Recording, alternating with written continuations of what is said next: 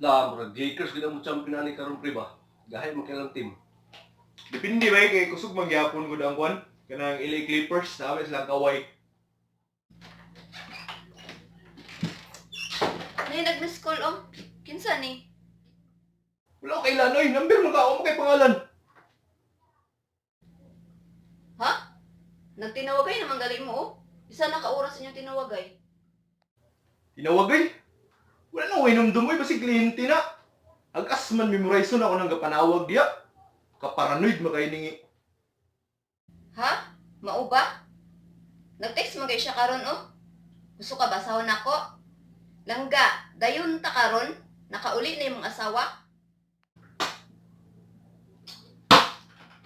Sa man nga bata ngi nangulam ka sa akong cellphone ganiya. Ayo lang pre. Ay naku, ganiya di ba nangulam ka sa akong cellphone kay yung ka nakitiksan, gigamit ra nimo sa kadotan, gitext nimo sa imong kabit. Ay, tudya, ganin na, nangulang kay Jess o cellphone, nakitext ko.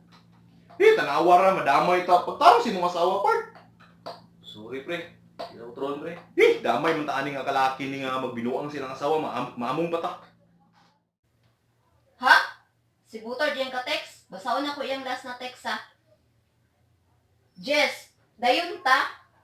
Reply pod langga. Ingon ka si Butard. Kaklaro ani nga Jess? Kinsa man gyud? Nga bata, anawa ra. Nagbuat-buat og dautan, butard nga dako, ang gigamit nga alas akong pangalan, Jess. Gapandamay man nga bata nga, way respeto.